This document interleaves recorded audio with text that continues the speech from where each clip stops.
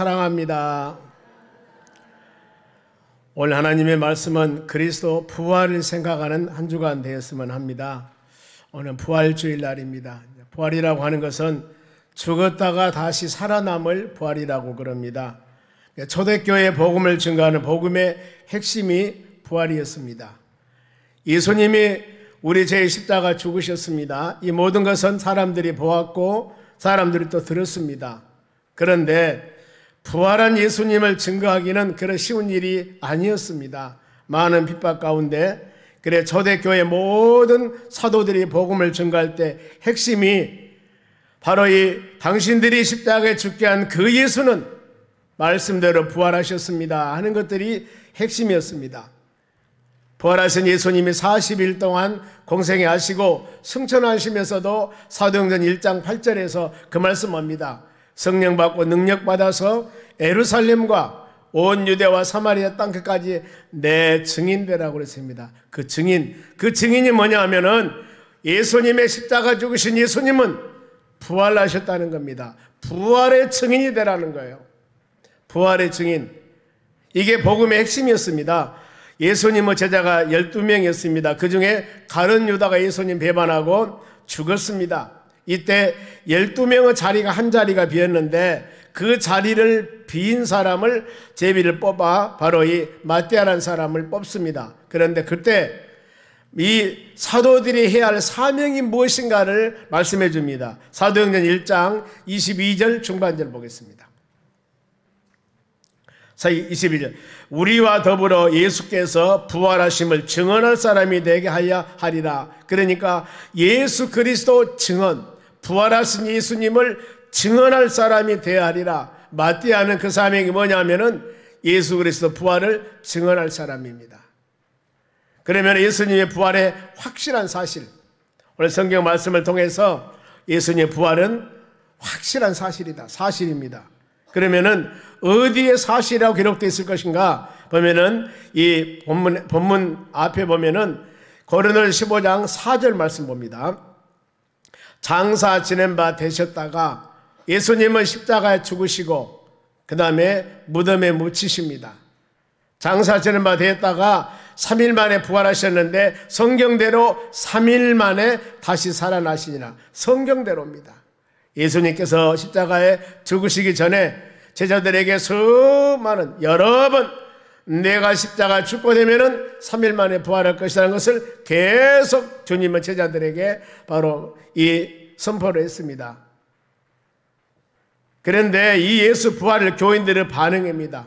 예수님 부활을 했다고 했을 때 많은 사람, 즉 오늘 말씀은 고린도전서입니다. 바울 사도가 고린도에 있는 교인들에게 서신을 증거하면서 고린도 교회 내에서 성도들이 부활에 관한 부분들이나 은사에 관한 부분들이나 이 성경적으로 이 올바르게 정립되어 있지 않습니다. 그랬을 때 바울이 고린도 15장 말씀은 부활장인데 부활은 이런 것이라고 정확하니 말씀을 증거합니다마는 그래서 이 예수 부활을 교인들에게 전했을 때 반응 어땠는가? 12절 중반절 봅니다.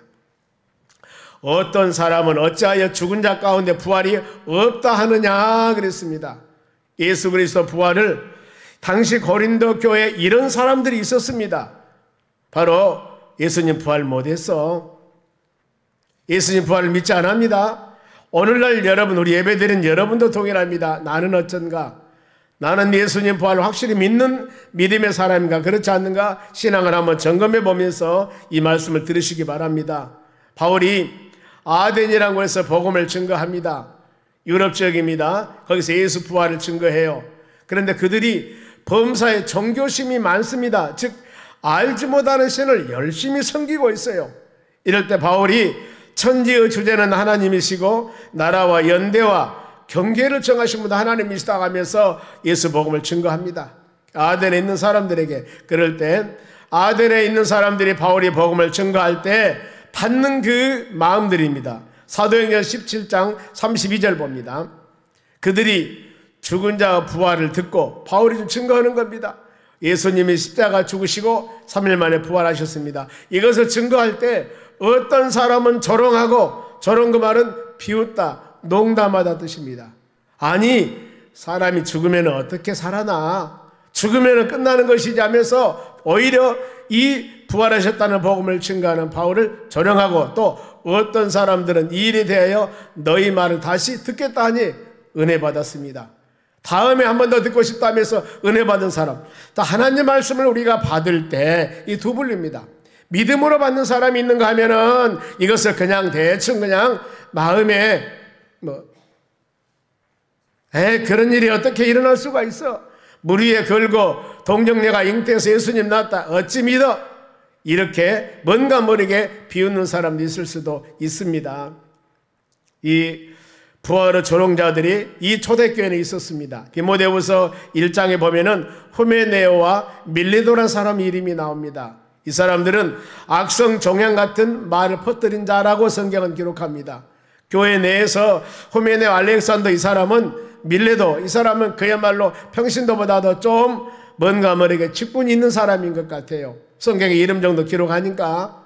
그러는데 이 사람들은 교회 내에서 나름대로 지위가 있는데 올바른 신앙관을 갖고 있지 않기 때문에 예수님 부활을, 이것을 믿자고 성도들에게 오히려 어려움을 주는 사례들입니다.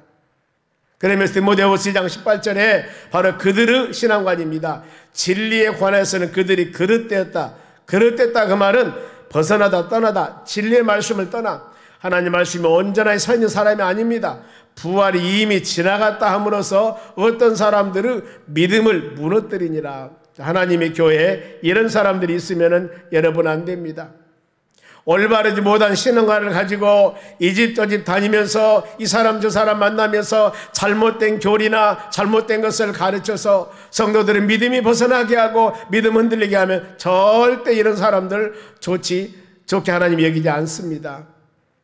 그래 우리는 기도해야 됩니다. 하나님, 내가 몇 년 교회를 다녔고 내가 교회에서 어떤 직분을 받았는데 이것이 자랑이 아니라 하나님 말씀을 계속 듣고 우리의 신앙이 성장성숙해 나가야 하는 겁니다.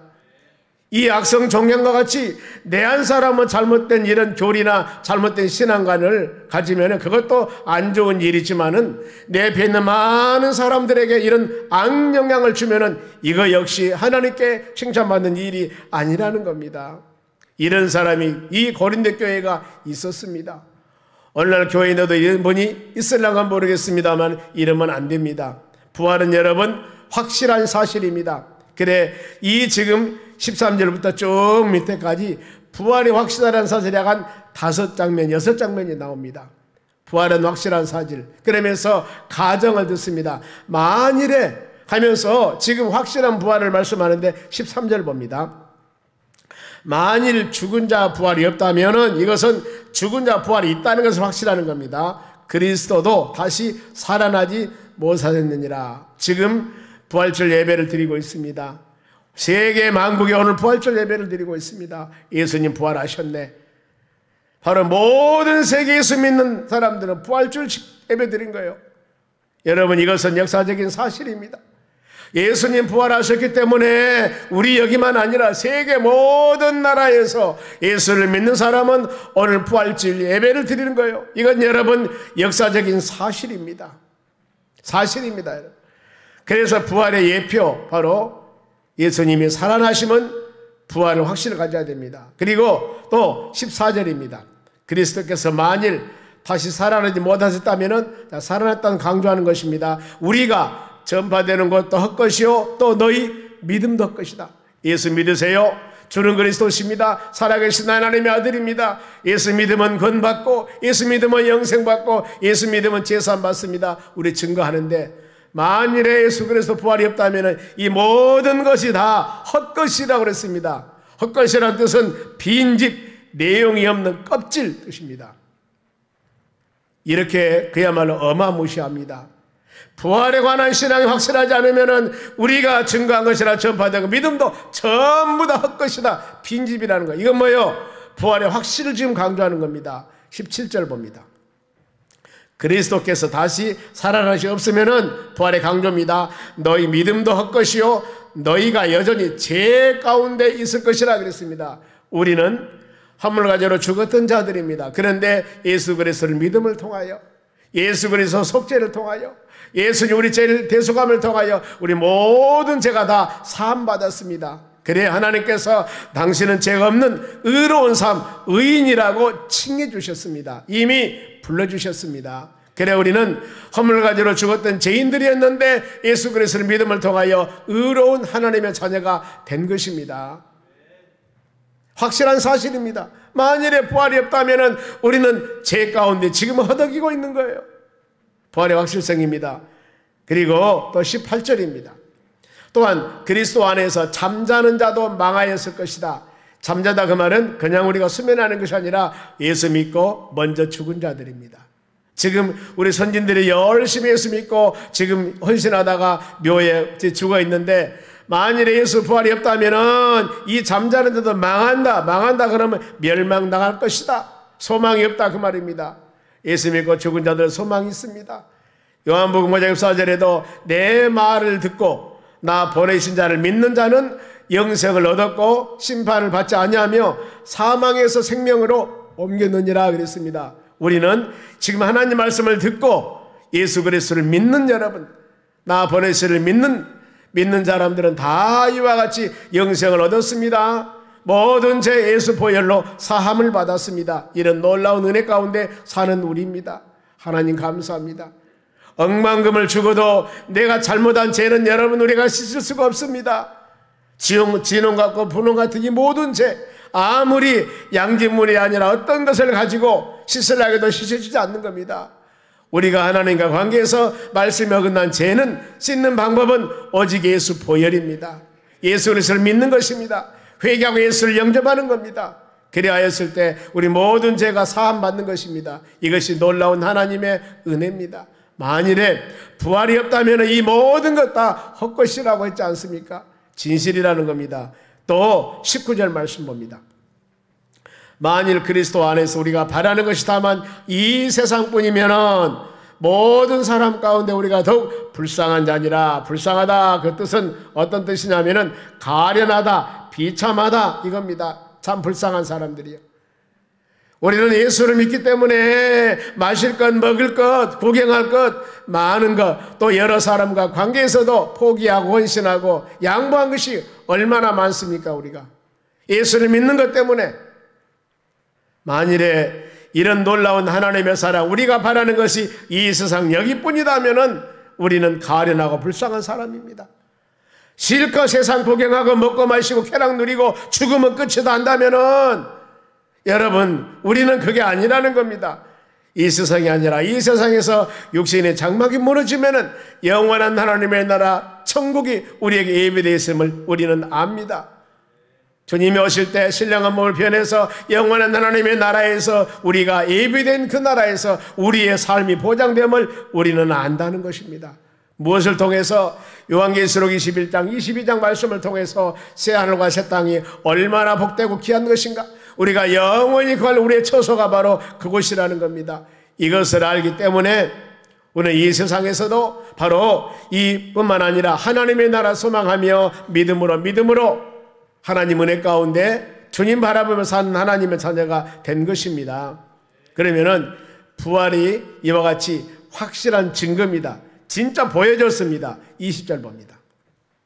그러나 이제 그리스도께서 죽은 자 가운데 다시 살아나사 잠자는 자들은 뭐가 됐다겠습니까? 첫 열매입니다. 지금 어떤 사람이 사과를 가지고 왔습니다. 어떤 사람이 배를 가지고 왔습니다. 어떤 사람이 대추를 가지고 왔습니다. 그런데 그 열매는 우리가 알지만은 나무는 잘 몰라요.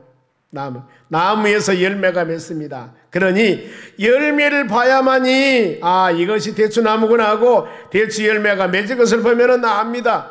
배나무 감나무 구별 못해요. 그런데 배가 연건 모습 보고 감이 연건 모습 보면은 이것이 배나무다 감나무가 알 수가 있습니다. 우리의 부활도 동일합니다. 부활, 예수 그리스도께서 부활의 열매를 맺었습니다. 부활하셨습니다. 이를 통하여서 우리의 부활도 있다는 것을 확신을 가져라. 예수 그리스도가 첫 열매가 되셨다는 겁니다. 바로 마태복음 7장에 보면은 열매로 나무를 알라 그랬습니다.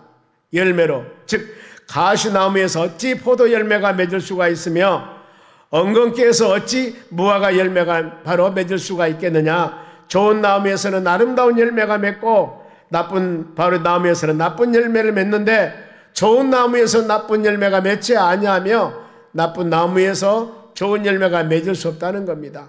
나무로 열매를 보고한다.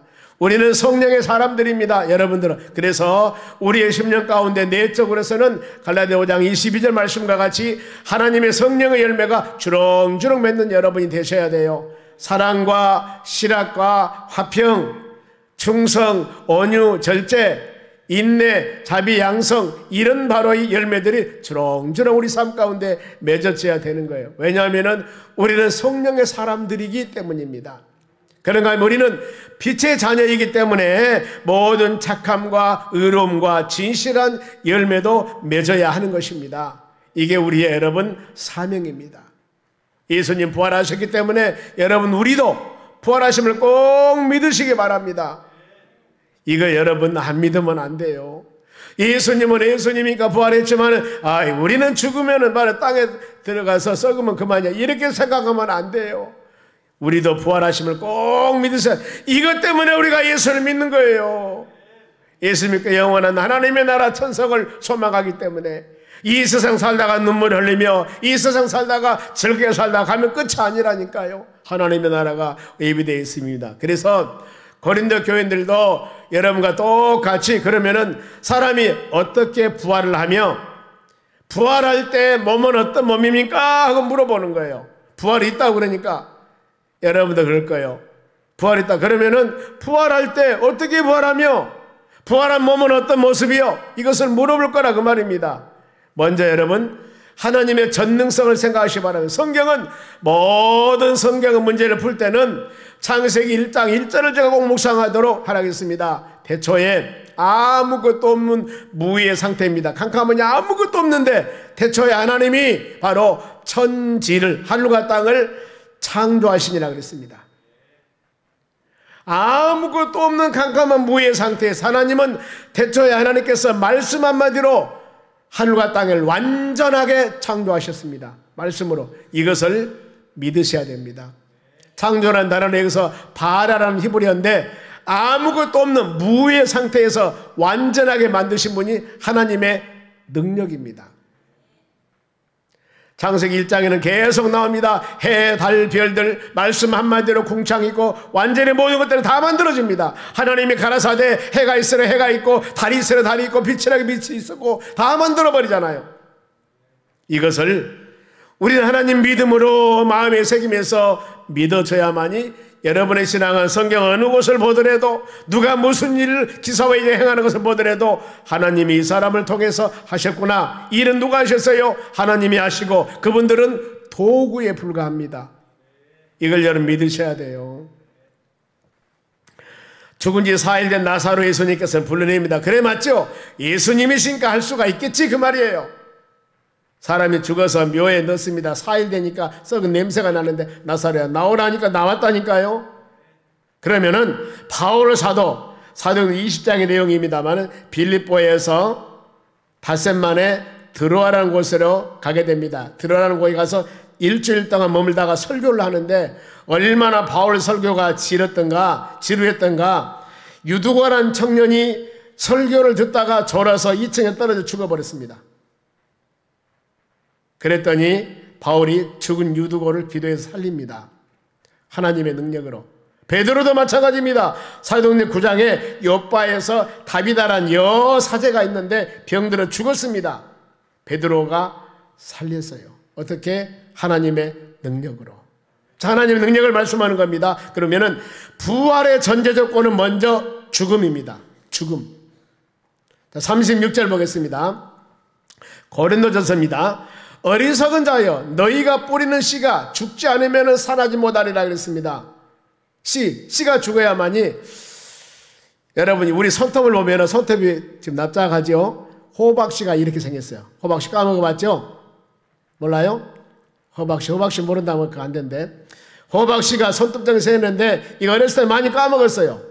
그런데 이걸 땅에다 심으면 지금쯤 땅에다 심으면은 땅 속에 가서 호박씨가 썩고 그 다음에 파란 잎이 나옵니다. 어떻게? 쌍떡잎 2개로 나와요. 이게 자라서 쭉 뻗어서 이만한 호박이 막 많이 열어요. 아니 씨앗 하나를 심었는데 이게 땅에 떨어져 썩어가지고 넝쿨이 쫙 뻗어 나가가지고 호박을 열었습니다. 나가실 때 여러분 계란 갖고 갈 겁니다. 발주이라. 계란을 지금 이 동글동글한 계란을 암탉이야가 3주 정도나 품었더니 병아리가 나와버린 거예요. 그 안에서. 어찌 이런 일이. 그런 것이 바로 하나님의 놀라운 섭리입니다. 씨앗도 땅속에 들어가 썩어 죽어야만이 새로운 싹이 나고 꽃이 피고 열매가 맺습니다. 부활이 이런 의미입니다. 그러면은 성도들의 부활의 형체를 누가 정할까? 어떤 모습으로? 38절입니다. 하나님이 정해요. 그의 뜻대로 하나님 마음대로 그에게 형체를 주시되 각 종자에게 그 형체를 주시느니라. 아니 호박씨는 손톱같이 이렇게 생긴 것인데 이것을 심었더니 이런 호박이 열었다 그 말이에요. 우리가 먹는 계란 후라이 하는 계란을 3주 바로 안 왔더니 거기서 병아리가 나와버린다 그 말이에요. 하나님이 그 뜻대로 형체 모든 것을 만드시니라 그랬습니다. 어찌 병아리 색깔이 노랄 것이고 입주둥이가 있고 아니면 털이 있고 누가 하나님이 그렇게 모든 형체와 종자를 누가 하나님이 만드셨다는 거예요. 하나님 이것 하나님의 주권이라고 그럽니다. 그러면은 부활한 몸은 어떤 모습일까? 궁금하잖아요. 44절 봅니다. 육의 몸을 심고 육신의 몸을 심다가 말해 육의 몸이 죽었습니다. 썩어져요. 그 다음에 신령한 몸으로 다시 살며 부활한 몸은 신령한 몸입니다. 다시 살아나나니 또 육의 몸이 있은즉 육신의 몸이 있으니 영의 몸도 있을 것이다. 이것을 아무리 제가 고민해 봤습니다. 이 몸이 어떤 모습일까? 성경에 없는 것은 입을 다물자. 이것이 가장 좋은 것 같아요. 이 먼저 모든 모습으로 생각을 해봤는데 아차 잘못하면 문제가 될 것 같아서 바로 신령한 몸, 영적인 몸 이런 몸으로 변하는구나. 그러면은 영적인 몸 어떤 모습이 있을까? 우리 예수님 부활 모습 빌립보서 2장 31절 예수님 부활하셨으니까 빌립보 3장 21절이에요. 우리의 낮은 몸을 우리 육신의 몸은 낮은 몸입니다. 아프기도 하고 썩기도 합니다.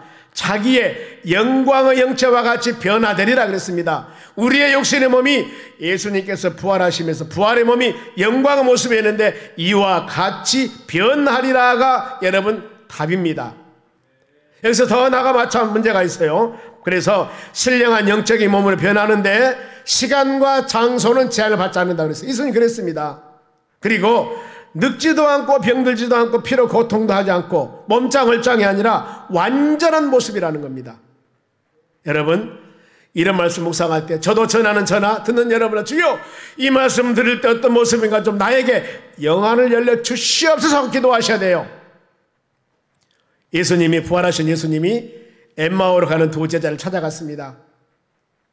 엠마오로 가는 두 제자는 3년 반 동안 예수님과 같이 사역했던 사람, 예수님 얼굴을 잘 알아요. 그런데 부활하신 예수님을 만났을 때 알았어요, 몰랐어요? 몰랐잖아요. 그 다음에 그들이 영안 열려주니까, 하나님이 영안을 열려주니까 알았다 그 말이에요. 이것이 여러분 성경에서 답입니다. 우리가 이 신령한 몸으로 변하는데 그때는 다 바로 신령한 몸이기 때문에 영안이 열려서 서로 간에 인지할 수 있는 관계가 될 것이다 그 말입니다.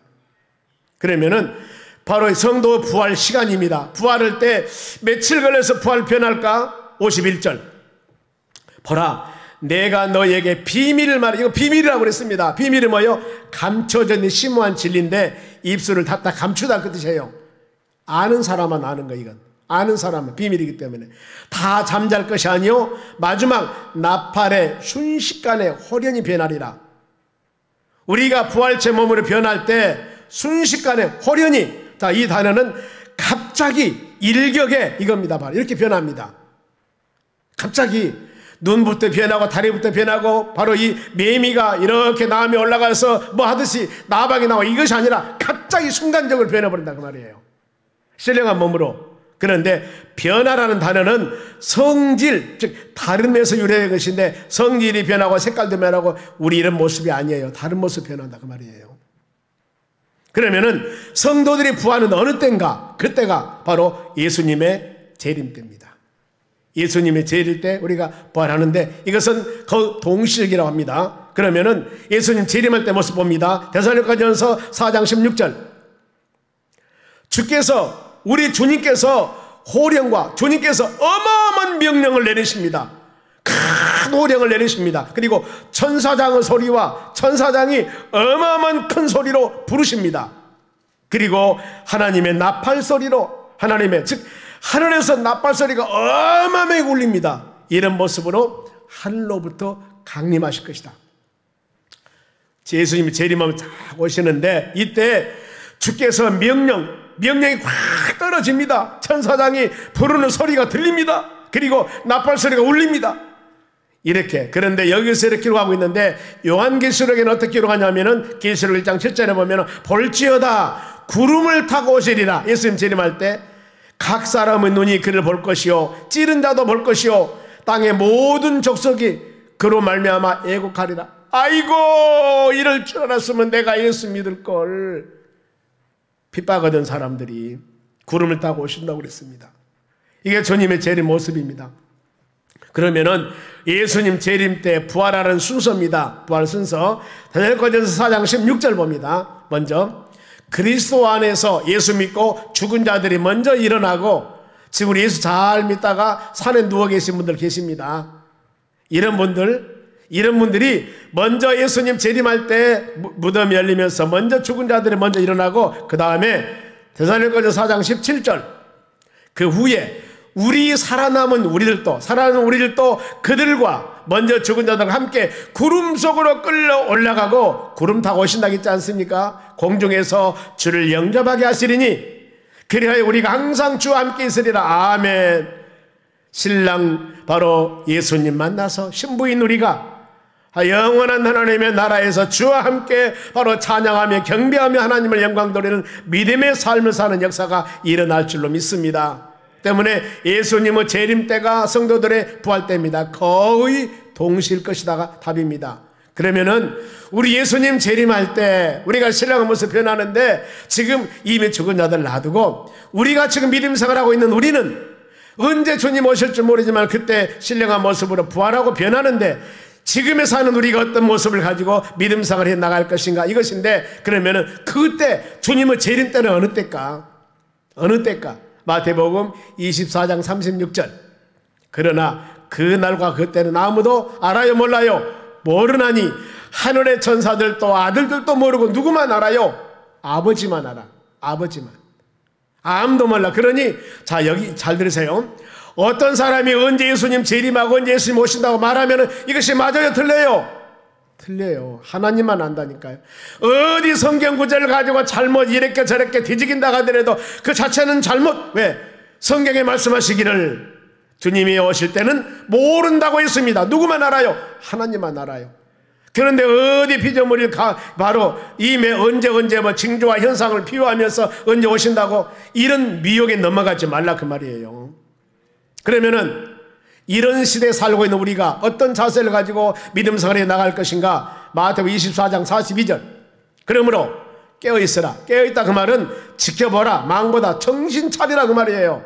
어느 날에 너희 주가 임할지 너희가 알지 못한다고 그랬습니다. 우리가 어떻게 하면 돼요? 깨었으면 돼요. 두 번째 44절. 그러므로 너희도 준비하고 있으라. 준비하다는 단어는 견고하게 서라. 설비하다. 막 만드는 겁니다. 우리의 신앙을 집을 설비해서 만들듯이 여러분의 신앙을 세워서 만들어야 됩니다. 굳건하게. 즉 준비하고 있으라. 생각하지 않을 때 인자거리라. 언제 오실 줄 모르니까. 그래 두 가지요. 바로 깨어 있어야 되고 준비하고 있어야 되고. 근데 데살로니가전서 5장에 보면은 밤의 도둑같이 임신한 여인의 해산의 고통같이 주님은 오신다고 그랬습니다. 그러면서 다른 이들과 같이 자지 말고 오직 깨어서 정신 차리라가 우리에게 가르침입니다. 그럼 마지막 결론으로 부활을 준비할 성도들의 자세입니다. 두 가지예요. 바울 사도가 고린도 교인들에게 두 가지 사항으로 마무리를 합니다. 여러분 오늘 이 시간에도 믿음의 자녀 여러분들이 이 두 말씀 붙잡고 흔들리면 안 됩니다. 먼저 57절. 우리 주 예수 그리스도로 말미암아 우리에게 승리 주시는 하나님께 첫째 감사시 바랍니다. 지금까지 흔들리지 않고 믿음생활 잘 해온 거 하나님이 여러분들을 붙잡아 주셨기 때문에 우리로 지금 승리하게 하신 하나님 감사라 그 말입니다.